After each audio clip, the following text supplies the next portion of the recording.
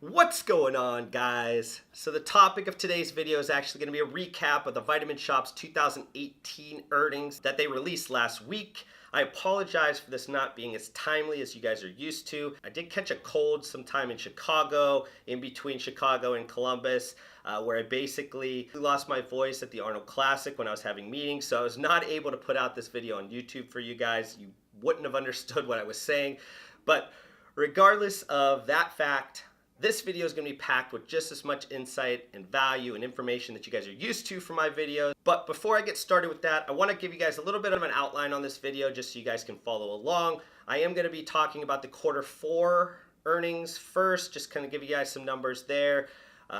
Just so you guys can understand if you've been following along on some of the other quarterly earnings videos that I put out on my channel. I'm going to be jumping then into the 2018 kind of full earnings, just give you guys some additional insights there.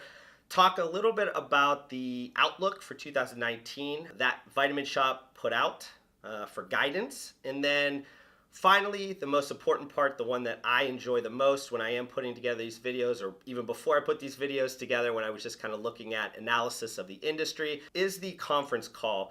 The conference call is always packed with great information. They're usually between 30 and 60 minutes. And this particular conference call I really liked a lot. I think there was a lot of value in there, but that's going to be kind of the end of the video. Make sure you guys do stick around for that. One last thing before we get started, I would love for you guys to hit the thumbs up button on this video. That helps support me. That helps YouTube understand that you guys are getting value out of these videos so they can spread this video out to more people. That ultimately helps me gain subscribers and provide more knowledge to more people, which is my ultimate goal in this channel. But let's get started in this. So let's look at Q4's earnings first, just so you guys have an understanding of maybe what happened on traditionally the slowest quarter of nutritional supplements, sports nutrition.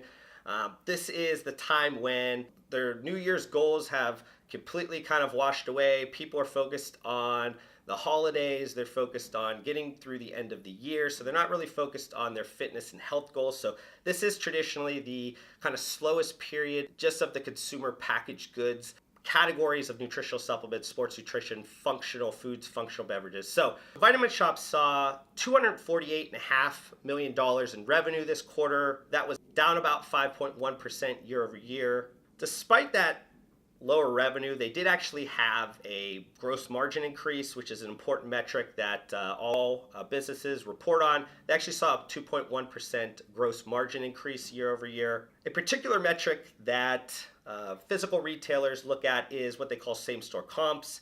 This is basically, stores that didn't either have a facelift or open within the last 12 months. These stores get analyzed from a year-to-year basis. Vitamin Shoppe saw same-store comps down 5.4%. Their digital store was also down a little bit over last year's, but their marketplaces, which is primarily made up of Amazon, was up for the period. In terms of store closures, they did close 6 stores in this quarter. They didn't open any new ones. They continued to repurchase convertible debt that was due kind of in a later period to kind of clean up their balance sheet. But let's jump into the 2018 full year results. They had about $1.1 billion in revenue. Again, that was down about 2.8% year over year. Similar look at margins. Their gross margins for the year was 31.8%. It's actually up 0.2 year over year. So they are seeing some margin increases. In terms of that same store comps number that I was talking about before, for the full year, their same store comps were down 2.8%, but their digital sales throughout the year was up 18.9%. But their digital commerce numbers are obviously much smaller than their physical store revenue at this point. So it's not materially making a ton of difference at this point, though they're focusing a lot of their attention in that area. In terms of the store count over the year, they did open a total of 2 stores. They closed 13. There wasn't much movement from their real estate portfolio in terms of their store locations. Let's jump to the 2019 outlook. They think their gross margins for the year are somewhere between 31.7 and 32.2. That's, about flat or increasing again for the year. Important metric to look at because the gross margin is kind of the start of everything. In terms of their same store comps, they are seeing this going to be flat, if not negative again a few percentage points in the next year. And one of the areas that I talked about a lot in a few of the articles and videos that I put out throughout the year was that Vitamin Shoppe needed to look at their real estate portfolio, look at their store locations, and reevaluate it in this new omni-channel environment. They did look at that, and they said they're going to be closing between 60 and 80 locations over the next 3 years. This to me is kind of right on par with what GNC said, about 10% of their portfolio. Honestly, I think they could probably push it a little bit more. So why I talked about the conference call specifically on this video is because I thought it was a very great conference call. I thought it was one of these conference calls that a lot of people should listen to.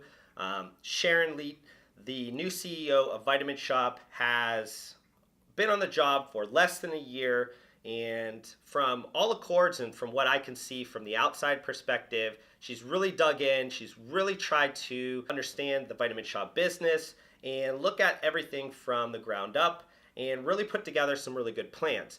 The call really showed that Sharon understood that the Vitamin Shoppe was at a very challenging point. They were at an inflection point. They needed to change. She understood like how serious this is, and she projected a confidence that, you know, her plan that was just agreed upon by the board of directors is going to be the plan that takes Vitamin Shoppe back into a growth trajectory. Throughout that conference call, Sharon did a good job at just kind of breaking down the problems, breaking down just how they were addressing those problems, how that was going to move from plan to execution over the next year. Problems she highlighted were that the customer base has not grown very much. There's increased competition, primarily happening from Amazon and kind of food, drug, mass convenience channels growing their assortment, lack of innovation from Vitamin Shoppe internally, poor execution of plans from prior leadership teams, the Vitamin Shoppe's inability to evolve to the dynamic shifting landscape that is happening within the nutritional supplement and functional CPG space. And she kind of just went on to say this is a wake-up call for change. And she believed, and I agree, that the first thing they needed to look at was the Vitamin Shoppe brand, the corporate brand. Like, what does Vitamin Shoppe stand for? In the last half a decade or so, I believe that the Vitamin Shoppe has lost that. Who are they? Who are they not? Who is the customer that they're going after? There was this kind of a lack of identification at the Vitamin Shoppe. And Sharon's saying, you know, we have to focus on the customer. We have to understand the customer. We have to understand that we are a specialty retailer. Being a specialty retailer, we need to understand like what differentiates ourselves. Like, why should somebody buy from us over GNC, maybe even over Amazon or other kind of food, drug, mass convenience channels that people can now purchase nutritional supplements, vitamins, minerals, sports nutrition. Why should they be going to Vitamin Shoppe? What is Vitamin Shoppe going to provide to customers that is going to be unique and differentiated to the point where you think of them first and foremost in this new competitive environment? And Sharon first kind of talked about their new rewards program, how they're going to be rolling that out. They did a test on that. Seems like the results were positive, so they're going to be rolling that out in 2019. Another thing that she talked about that I kind of talk about a lot in my articles is this idea of frictionless retail, or having an experience where you can purchase how you want to, when you want to, pick it up how you want to. Just this idea of wherever somebody wants to shop and however they want to shop, it should be available to them. And Sharon and the Vitamin Shoppe are obviously, you know, focused on this because this is where the shift in the future of retailing is going. But they also notice that omni-channel customers purchase more than just kind of a singular channel customer. So these are the customers you want to keep in your ecosystem, these ones that you want to foster and grow. Throughout the year, they're saying, you know, they're going to really be focusing on their website and app to be that place for information, a really easy journey to purchase, and having, you know, different elements like artificial intelligence to help you with recommended products and a variety of other things that they're going to be adding to the technology side of their website and their app. They're also going to be looking at this from the fulfillment side. They've already kind of rolled out this click and collect, and I would suspect that they're also going to be looking at micro shipping points where you buy online and they ship from a store that's close. Could that be just regular kind of fulfillment, or could that be through on-demand delivery like a Postmates or an Instacart or something similar to that? Unknown at this point. But those are going to be the things that they're going to be focusing on to create this frictionless retail experience. Further talking about the technology side, they made comments about having this digital personalized solution. Not sure exactly how that's going to roll out completely, if that's just going to be maybe some questionnaires and some kind of behind the scenes databases that point you towards maybe some products or categories of products that you might need depending on your customer information that you put into the Vitamin Shoppe's app or website. On the GNC side, they went full on and kind of went with the DNA test, which I believe is still a little bit early for getting the true value out of it. Most of the industry is at the kind of the database input questionnaire phase right now, and that's kind of where I think Vitamin Shoppe's probably going to go on this one. They want to make sure that a buyer can move through their purchasing and get the most amount of information possible, served to them in the best way that's personalized to them so they can make great decisions about their health. An area that I was excited for them to talk about, and one that I've been harping on for a while, is their need to grow their private label business.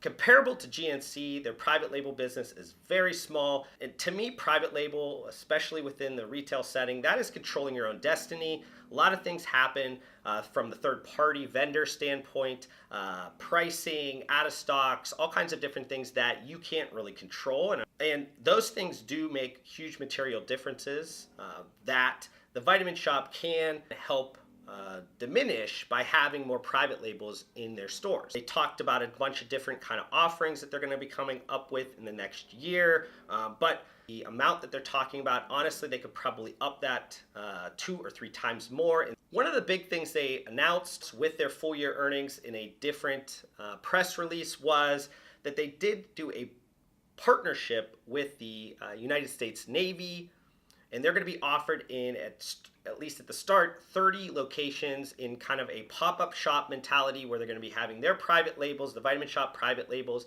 in a lot of the naval exchanges. This has been traditionally a strong suit for the distributor called Urpac or GNC. So Vitamin Shoppe is kind of getting in there and moving outside of the 4 walls and kind of their bricks and clicks, and getting outside and expanding that brand recognition. In the same vein, they talked about changing up their marketplaces strategy on Amazon, focusing on private label and private label offerings on Amazon instead of just focusing on a lot of their third-party offerings. This is going to be something that you see a ton of this year, next year. I just saw 7-Eleven put on a ton of their products. You see kind of all these other retailers putting their products on Amazon, their private label products on Amazon, because they understand, 1 out of every 2 consumer product searches start on Amazon. If you want some of that traffic, you need to be on Amazon, and a great way to kind of expand your brand recognition is to put your private label products on Amazon. And then one last way that's been something that non-traditional in terms of what Vitamin Shoppe usually does is that they are going to expand a little bit of their advertising from a brand level standpoint. They're going to be focusing a lot on digital. So you're going to be seeing a lot more from a digital standpoint of digital marketing, digital advertising for the Vitamin Shoppe. This has been something that the Vitamin Shoppe really hasn't done, but they understand that to build brand recognition and get themselves outside of their 4 walls and just their website, they need to kind of expand that and spend a little bit more to get some more eyes on the brand and get the brand recognized both domestically and internationally. Comparable to GNC, Vitamin Shoppe has, next to zero brand recognition or brand equity in the international markets. Now, if we look at this from a store level, majority of the revenue at Vitamin Shoppe is coming from the store level. So having a handle on the stores, individual stores, making sure that the telephone game is tight. Nobody is saying things the wrong way. Everybody is trained effectively. Everybody has the right goals in mind. Everybody knows the task at hand so they can execute it correctly. Expectations are set correctly.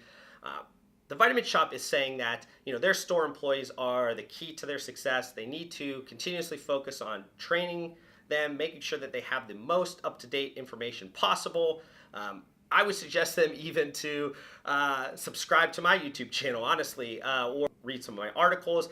There's a product side of the industry, which you need to obviously understand the product, but understanding the overall industry, understanding the categories within you that you work is extremely important. On the other side of the store optimization plan, or just store closures in general, the Vitamin Shoppe is looking at that. They said they're going to close 60 to 80 in the next 2 to 3 years. And not only are they going to close just that, and in terms of a net portfolio number, they're also going to be closing probably a lot more stores and opening a lot of other stores, which are going to be completely different. They're going to be looking at small store formats. They're going to be looking at maybe a little bit different store formats, things that I was talking about in previous articles. You don't really need to have the square footage you used to have, and if you do have that square footage, it needs to be utilized in a way that's more effective. So they're highlighting those things. They're saying we're going to be refreshing stores. We're going to be making sure that these stores meet the needs of customers in today's economy, not what was needed 10, 20, 30 years ago. The other area that I kind of harped on as well is just kind of a cost savings plan, cost cutting plan.